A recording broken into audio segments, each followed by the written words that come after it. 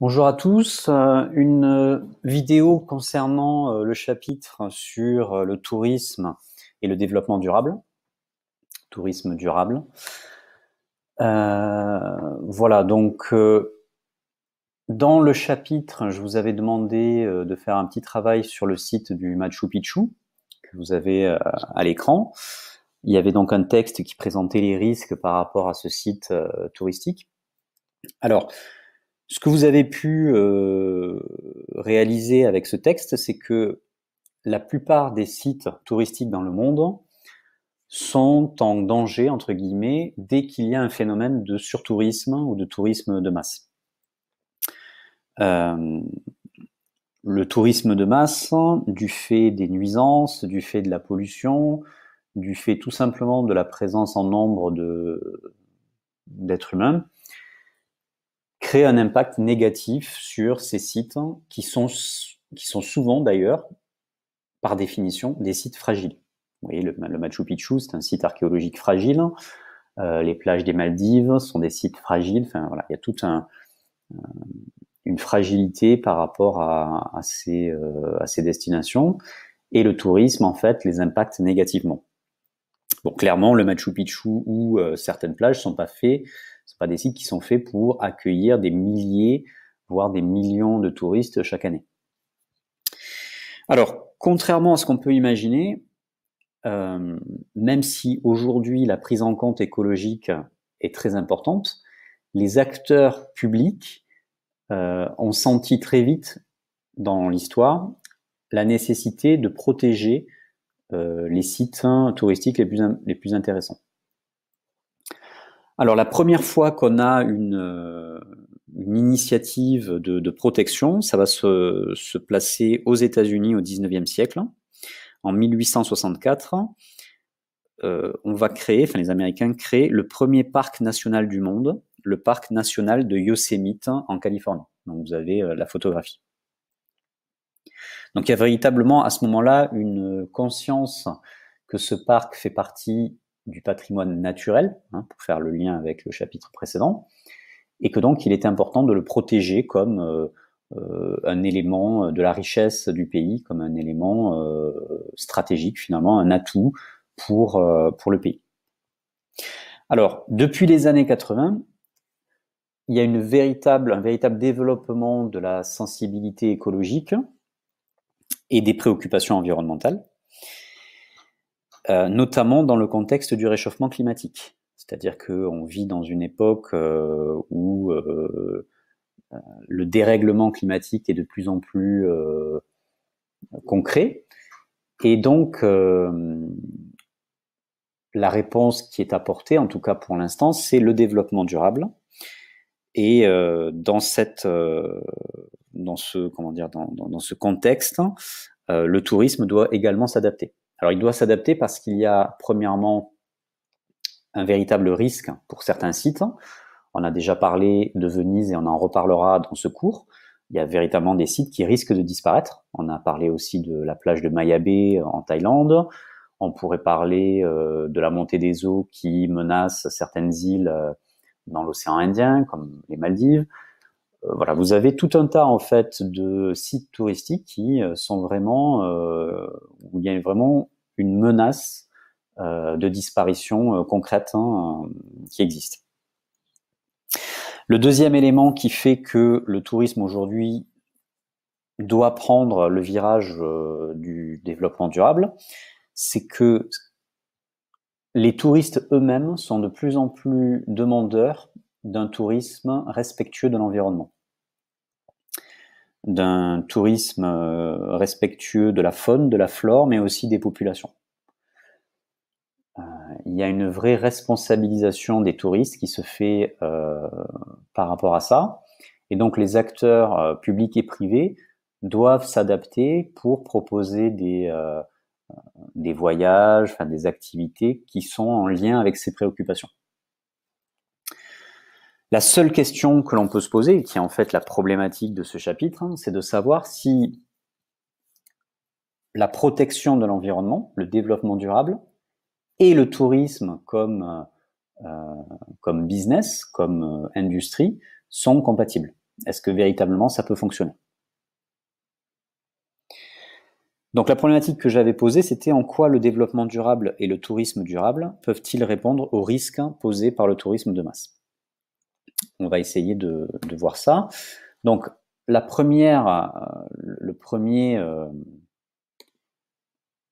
chose à voir, si vous voulez, c'est de faire une espèce d'historique un peu du développement durable, même si vous avez dû étudier ça au collège et au lycée. On en parle maintenant beaucoup dans les programmes de géographie, par exemple. Alors, il faut savoir que la première inquiétude, si vous voulez, des scientifiques par rapport à une notion de réchauffement climatique, ou plutôt une notion de limite, en fait, des ressources naturelles de la Terre, ça va se placer au moment des années 70. Au moment des années 70, les scientifiques mettent en avant le concept de finitude écologique de la planète. C'est-à-dire, en fait, le fait que la planète a des ressources limitées et que les hommes, par leur surexploitation de ces ressources, sont en train d'atteindre, en fait, le point de limite de ce que la planète peut nous offrir. Il faut savoir que lors de la révolution industrielle, il y a eu une vraie accélération en fait de la consommation des ressources naturelles et de la pollution. Premièrement parce que l'on avait beaucoup utilisé le charbon, qui était une matière première une matière d'énergie, si vous voulez, première pour l'énergie, qui avait un effet polluant extrêmement fort. Donc là, je vous ai mis une photo du fog à Londres, donc en fait du brouillard à Londres. Il faut savoir que lors de la révolution industrielle en Angleterre, donc au début du 19e siècle, il y avait une espèce de brouillard permanent sur Londres qui était lié en fait à toutes ces usines, à toutes ces machines qui fonctionnaient avec du charbon.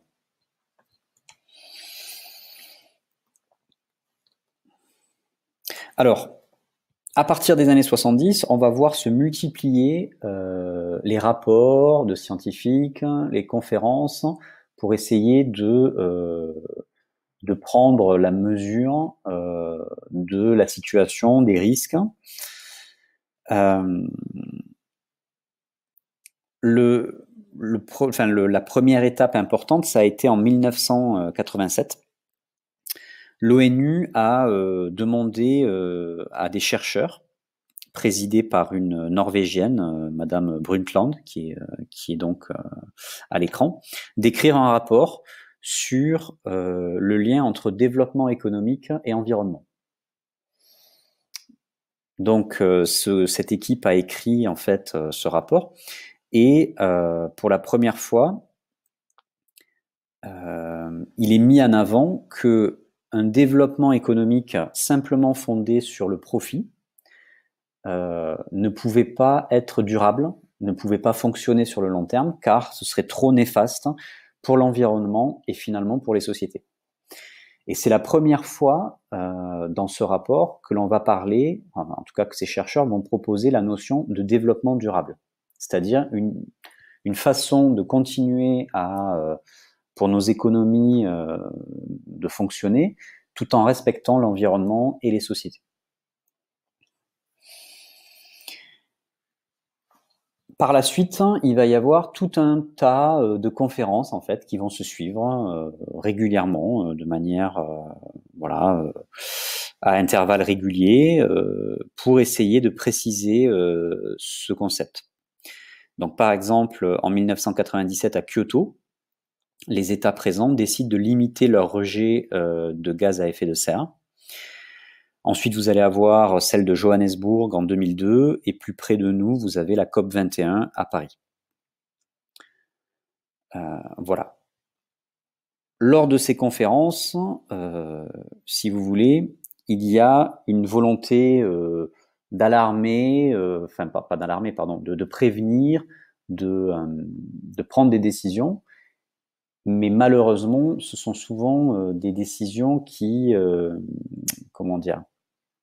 sont pas vraiment appliquées, sont des conférences qui n'ont pas véritablement d'impact par la suite sur la réalité des économies. Voilà, il faut quand même se rendre compte que le développement durable, c'est un domaine qui demande un vrai courage politique, puisque ça implique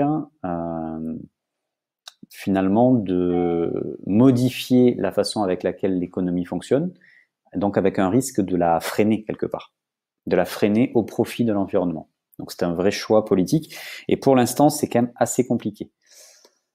Je vous donne juste un exemple, c'est pour ça que j'ai mis cette photo. En 2018, vous aviez Nicolas Hulot qui était ministre de la Transition écologique. Et en fait, il n'est pas resté ministre très longtemps. Il a démissionné assez rapidement pour lancer un appel au changement. Il a dit, je cite, « Le modèle économique actuel est responsable de tous les désordres climatiques ». Et donc, il a démissionné. Bon, ça a fait un peu du bruit sur le moment, et puis finalement, il ne s'est pas passé grand-chose. Donc, si vous voulez, aujourd'hui, on est dans une situation où il y a un véritable constat que la situation est grave. D'ailleurs, il y a même certains chercheurs qui pensent que la pandémie actuelle est liée aussi au dérèglement climatique, à la pollution, à une mondialisation non contrôlée. Peut-être que dans l'avenir, on aura un peu plus d'éléments pour voir si c'est le cas. Mais il y a une vraie difficulté quand même à mettre en place le développement durable. Alors, le développement durable, c'est quoi en termes de définition? C'est un développement qui répond aux besoins du présent. Là, je lis en fait la définition du rapport Brundtland. Donc, c'est un développement qui répond aux besoins du présent sans compromettre la capacité des générations futures à répondre aux leurs. Donc, c'est quand même un projet très ambitieux. L'idée, c'est de vivre confortablement, de continuer à se développer, sans toucher au potentiel économique et environnemental pour les générations qui arrivent derrière. C'est sûr que ce serait l'idéal. Est-ce que c'est possible? Pour l'instant, on est encore dans une situation où c'est pas encore totalement mis en place.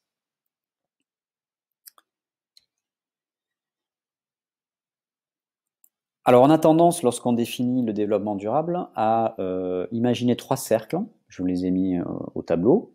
Finalement, l'idée, c'est de mettre en place des actions dans 3 grandes catégories. Sur l'environnement, donc le côté écologique, sur l'économie, le côté économique, et sur le social. L'objectif, c'est de créer des mesures environnementales pour protéger, pour préserver le patrimoine naturel, de créer une économie qui elle-même serait respectueuse de l'environnement et des sociétés, et de créer des lois sociales, en tout cas de sortir des populations de la pauvreté et des inégalités, pour que eux-mêmes puissent en fait prendre plus en compte l'environnement. Pourquoi? Parce qu'on s'est rendu compte que plus on est pauvre et plus on pollue, ce qui est complètement illogique en fait, ce qui est complètement un paradoxe, mais lorsque vous êtes riche, bah, vous avez les moyens de recycler, vous avez les moyens pour un État d'avoir des usines de traitement des eaux, voilà. Mais lorsque vous êtes un pays pauvre, bah, finalement vous faites avec ce que vous avez et donc vous polluez beaucoup plus. Donc ce sont ces 3 grandes catégories qui, lorsque ça fonctionne bien, doivent amener à la partie centrale donc des 3 ronds, des 3 cercles, qui serait donc le développement durable.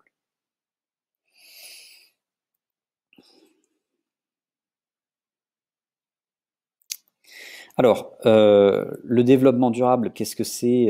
C'est donc la volonté de trouver des voies alternatives. C'est-à-dire qu'aujourd'hui, il faut trouver un modèle alternatif économique pour essayer d'atténuer en fait les impacts néfastes de la production industrielle, du transport, de la consommation sur l'environnement.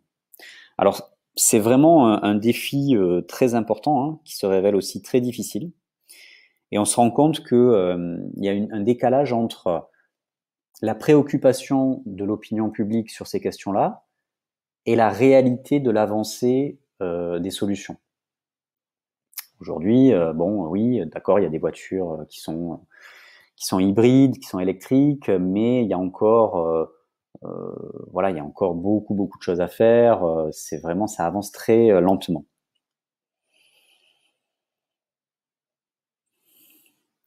Alors, pour revenir au domaine du tourisme, le tourisme, c'est un des domaines d'activité qui pollue beaucoup, en fait. C'est un domaine qui pollue beaucoup parce que justement, il induit le transport d'un nombre important d'individus. Donc forcément, ces gens-là vont devoir utiliser des avions, des voitures, des bus. Donc il va y avoir un bilan carbone important.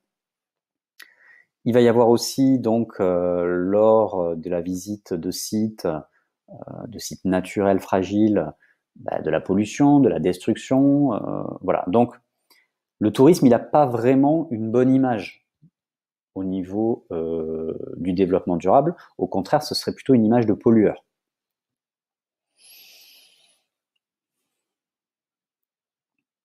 Alors, juste pour donner un exemple dont on a déjà parlé, c'est pas qu'une image de pollueur. Il y a vraiment des vérités derrière cette mauvaise réputation. Si on prend le cas de Venise, dont on a déjà parlé,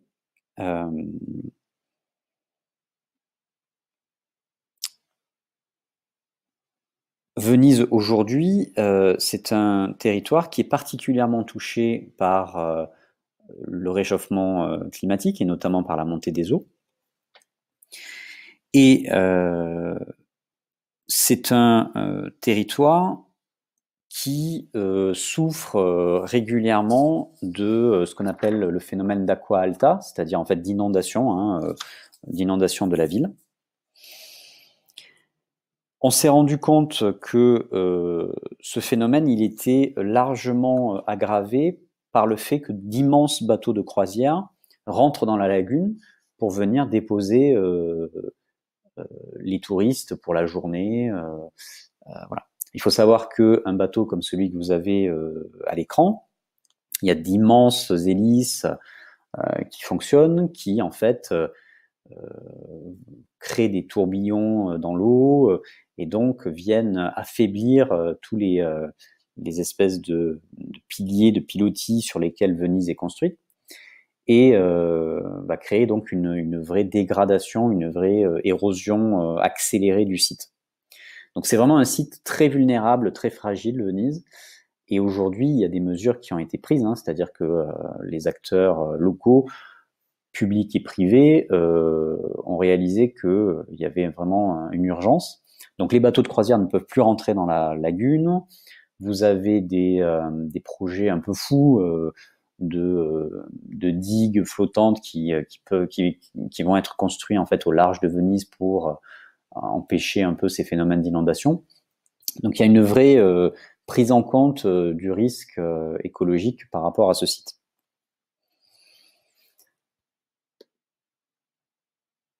Alors, au niveau de ce qui peut être fait, au niveau des politiques de tourisme durable, puisque bien entendu, les acteurs, l'OMT, les acteurs étatiques, les acteurs privés,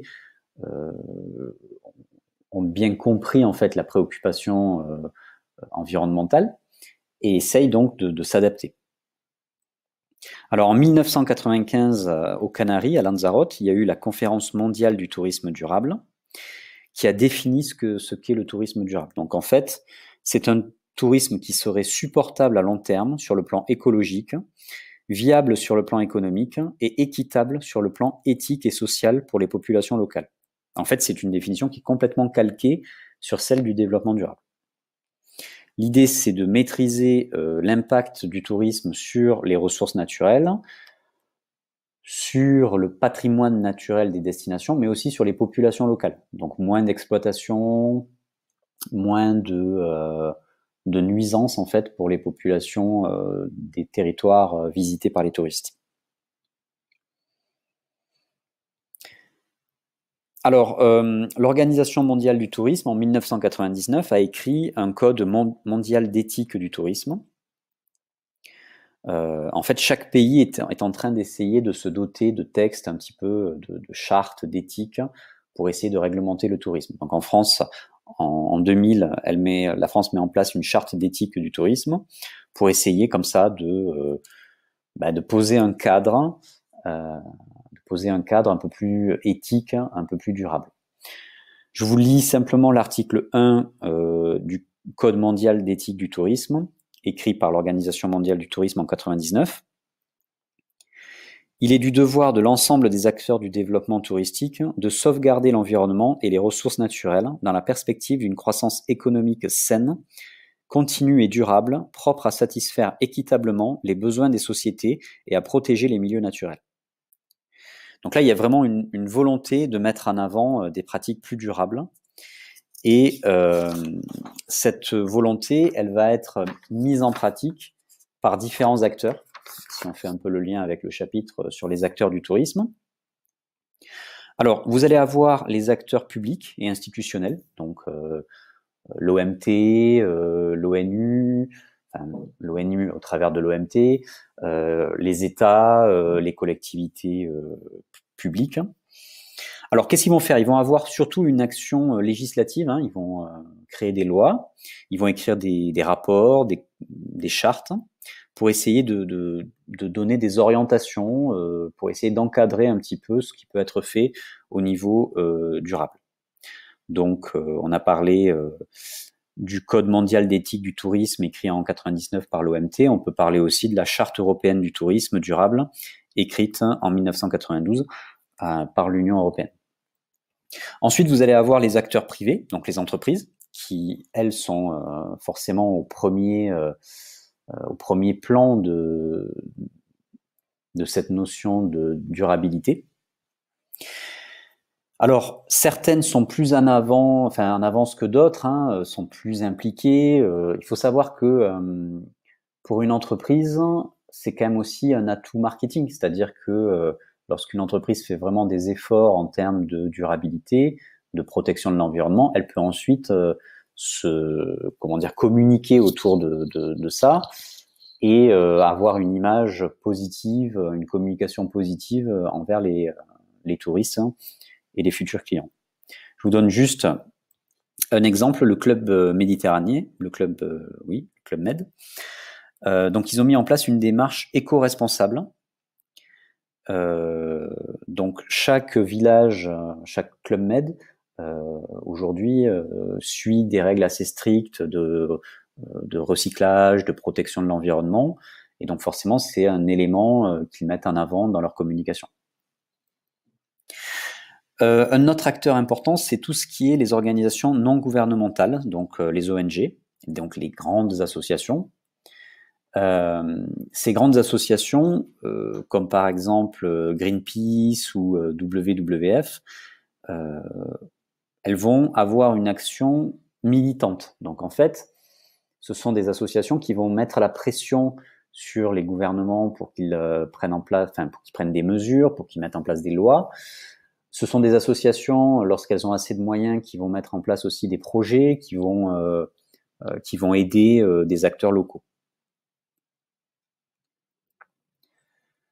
Par exemple, WWF a participé au développement du premier parc national à Madagascar, en lien avec le gouvernement local. Ensuite, le dernier acteur, c'est tout simplement les touristes eux-mêmes. Les touristes eux-mêmes, aujourd'hui, sont de plus en plus dans une démarche respectueuse de l'environnement. Donc, il y a une éducation, bien sûr. Hein. Aujourd'hui, c'est quelque chose que l'on apprend aux enfants dès le plus jeune âge. Donc,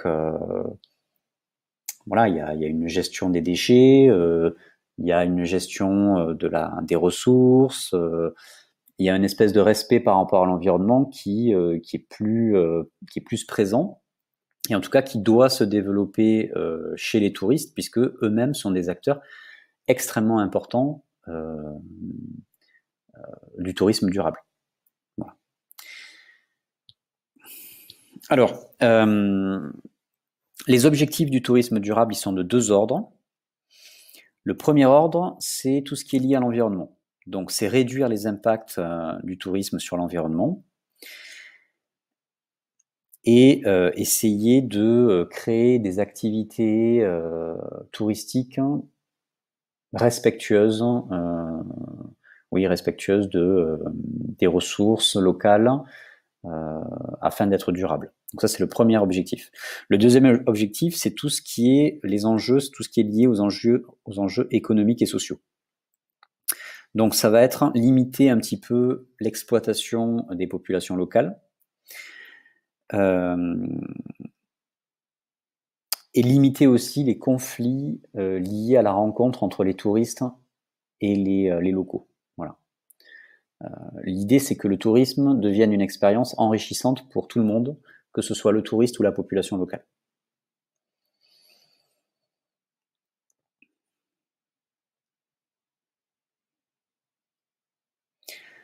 Alors, au niveau de ce qui peut être fait, en termes de politique de tourisme durable,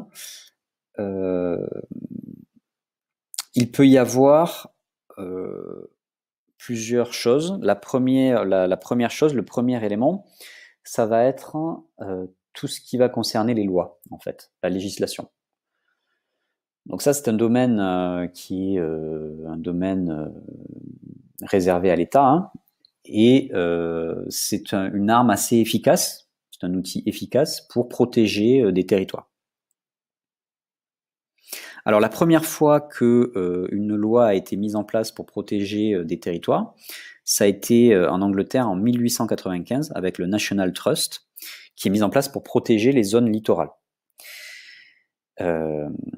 Ensuite, en France, il va falloir attendre 1986 avec la loi littorale qui interdit la construction à moins de 100 mètres du rivage. Voilà, donc vous avez tout un arsenal législatif, on ne va pas toutes les faire, mais un arsenal législatif pour protéger certains territoires. On pourrait par exemple aussi reprendre l'exemple de Maya Bay qui a été fermée, hein, tout simplement. Le gouvernement thaïlandais a fermé l'accès à cette plage pour la protéger.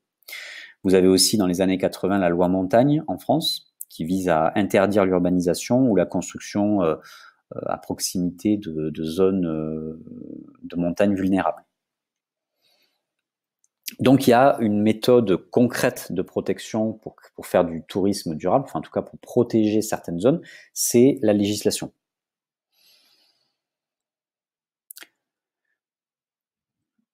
Au niveau de cette législation, peut-être des mesures qui concernent un peu plus le tourisme, ça va être mettre en place des quotas. Vous avez, je l'avais expliqué aussi, certaines villes qui vont créer des quotas de touristes autorisés.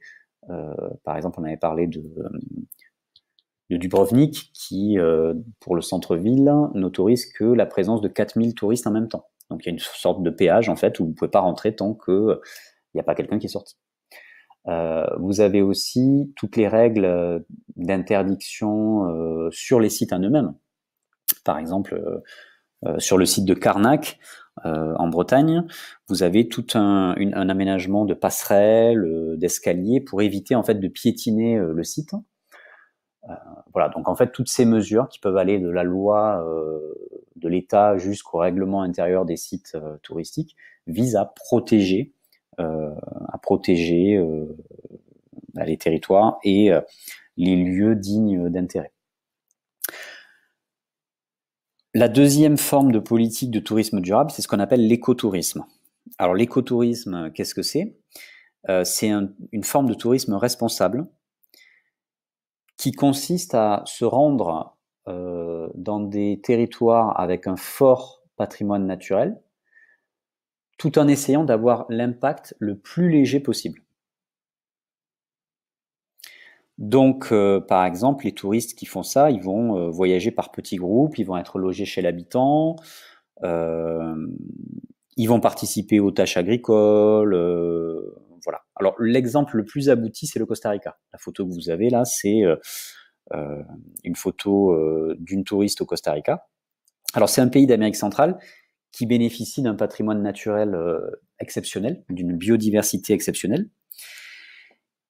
Et en fait, c'est un pays qui a peu de patrimoine matériel. Ils n'ont pas de monuments bâtis très intéressants. Et donc, ils ont décidé de mettre l'accent sur le patrimoine naturel, et notamment sur sa conservation, sa protection. Bon, pour vous donner juste une idée de la richesse du pays, le Costa Rica, il abrite 2000 espèces de plantes différentes, 400 espèces d'arbres, 300 espèces d'oiseaux, une centaine de serpents différents. Enfin, il y a vraiment quelque chose de très riche. Donc, très rapidement, en 1975, ils ont créé des premiers parcs naturels. Par exemple, le parc national de Tortuguero, pour essayer de protéger ces zones. Et l'idée, c'est que à l'intérieur de ces parcs, il va y avoir une petite zone réservée à la restauration et au logement des touristes. Donc, c'est une logique de protection, mais qui n'est pas non plus en contradiction avec le tourisme. On accepte que des gens viennent, mais on va penser leur impact. On va se dire, tiens, on va les loger là, parce que là, ce sera moins compliqué. Au niveau de la restauration, on va le placer comme ça. En fait, on organise les choses pour que c'est un impact le plus léger possible. Alors, par rapport au Costa Rica, aujourd'hui, vous avez presque 30% de la superficie du pays qui est protégée. Et en fait, aujourd'hui, ça fonctionne très bien. C'est un exemple d'écotourisme qui fonctionne très bien. C'est un pays qui accueille chaque année 2 millions de touristes et qui arrive, en tout cas, à associer la présence de ces touristes avec la protection de ces sites principaux.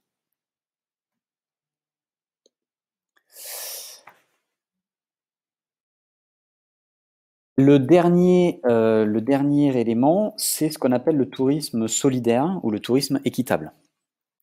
Alors, le tourisme solidaire ou équitable, qu'est-ce que c'est? C'est une forme de tourisme où ce qui est recherché par les voyageurs, c'est la rencontre avec la population locale. C'est pour ça que je vous mets cette photo de touristes en Inde avec des enfants.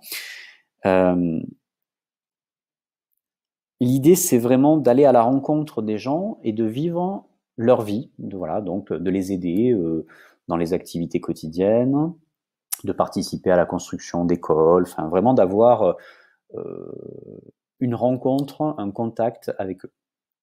C'est lié aussi à ce qu'on appelle le commerce équitable, c'est-à-dire qu'en fait, lorsque vous êtes sur place, les dépenses des touristes vont financer le développement des communautés. Alors, je vous donne un exemple. À Madagascar, vous avez 7 villages qui ont mis en place un programme de tourisme solidaire. Et donc, lorsque les touristes viennent, lorsqu'ils dépensent de l'argent, lorsqu'ils payent, 15% du prix des séjours est consacré à des projets locaux comme la distribution de kits scolaires, le reboisement de forêts, la distribution de nourriture. Donc là, il y a vraiment comme objectif la rencontre et la vie avec la population locale plutôt que la consommation d'un territoire. C'est vraiment une autre façon de concevoir le tourisme. Alors bien entendu, ça ne s'adresse pas à tous les touristes. Ça va être surtout des touristes jeunes, ce qu'on va appeler les backpack travelers, c'est-à-dire les voyageurs sac à dos, qui sont moins intéressés par le confort, qui sont moins intéressés par la qualité du service, mais qui sont intéressés plutôt par l'authenticité de la rencontre avec la population. Donc forcément, ça s'adresse pas à tous les touristes. Il faut avoir une conception, enfin en tout cas une sensibilité, j'allais dire humaniste. En tout cas, il faut concevoir le voyage d'une certaine manière, comme une rencontre, plutôt que comme un temps de confort, de repos, où les autres vont être à votre service. Et donc, c'est pas encore une conception majoritaire, on va dire, dans l'esprit des touristes.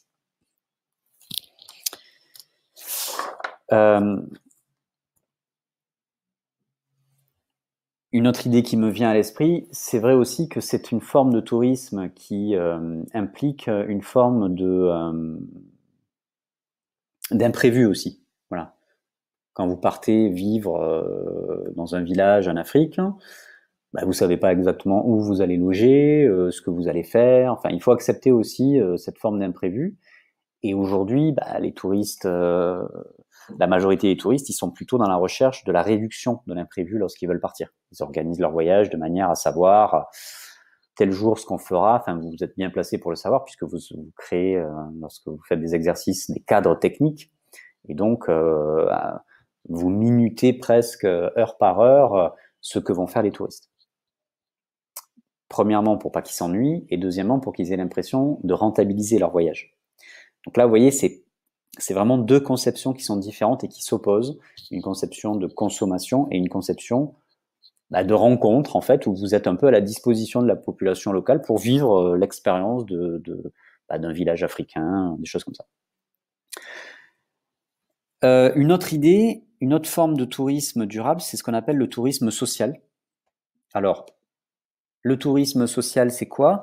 C'est en fait l'idée que le tourisme est un droit de l'être humain et que toutes les catégories sociales, même les plus pauvres, doivent avoir le droit de découvrir un ailleurs et d'avoir du temps libre pour le faire. Alors en France, vous avez depuis 1920 l'Union nationale des associations de tourisme qui soutient le départ en vacances des plus modestes. Donc ça va se passer comment? Par la subvention, la création de colonies de vacances pour des enfants défavorisés qui par exemple n'ont jamais vu la mer, ou alors pour des handicapés qui partent rarement en fait de leur lieu de vie. Ça va être aussi la mise en place de chèques vacances pour les travailleurs, pour les inciter à voyager. Bien entendu aussi avec l'idée de stimuler l'économie touristique. Voilà. Alors là, je ne sais pas pourquoi il y a cette diapo qui est là. Elle aurait dû être un peu plus, elle aurait dû être placée avant lorsque j'ai parlé de Venise, mais c'est simplement pour un panneau en fait qu'on retrouve aujourd'hui à Venise, où on explique aux gens tout simplement qu'il faut qu'ils fassent attention à leur comportement pour être moins dans la nuisance et dans l'impact négatif par rapport à cette ville fragile. Je vous ai fait travailler, il y en a qui me l'ont rendu, sur le Val-de-Loire, qui est un territoire en France qui est en avance sur ces notions de durabilité, notamment avec tout un parcours de pistes cyclables pour pouvoir profiter de la Loire et aussi des sites touristiques. Donc vous avez, pour ceux qui ont travaillé dessus, déjà des éléments. Alors en conclusion, ce qu'on peut dire, c'est que le tourisme, en tant que secteur d'activité, il n'a pas vraiment le choix. Il faut qu'il devienne durable s'il veut pouvoir fonctionner, pouvoir perdurer. C'est un défi important et difficile à relever. Ça va vraiment nécessiter la mise en commun d'efforts, que ce soit de la part des acteurs publics, puisque c'est eux qui prennent des décisions, qui créent des lois, comme des acteurs privés qui proposent des activités, mais aussi de la part des touristes qui doivent se responsabiliser. Voilà, il y a encore des comportements. Je vous avais montré des photos de plages en Thaïlande après, vous savez, les fêtes là, du genre full moon, des choses comme ça. Bon, les plages sont complètement saccagées. Vous avez des bouteilles de bière partout. Enfin bon. Là aussi, il y a quand même une nécessité d'éducation des touristes pour qu'ils se responsabilisent. C'est parfois difficile parce que tout simplement, on n'est pas chez soi. On n'est pas chez soi, on est dans une destination dans laquelle on ne va pas rester longtemps. On considère qu'il faut rentabiliser, en tout cas qu'il faut en profiter au maximum. Et donc, pour certains touristes, pas tous, heureusement, bah, le civisme, le respect de l'environnement, ça passe un peu après la fête, hein, et les notions un peu de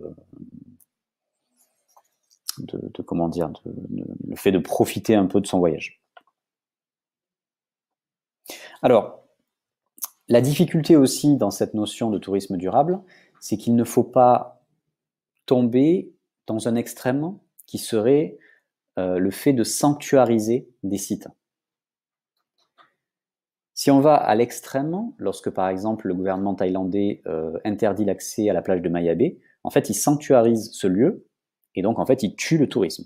Puisque vous ne pouvez plus y aller, bah là forcément il n'y a plus de touristes, hein, sauf que bah, vous ne pouvez pas faire du tourisme durable non plus, c'est-à-dire que ça n'existe plus, il n'y a plus de tourisme.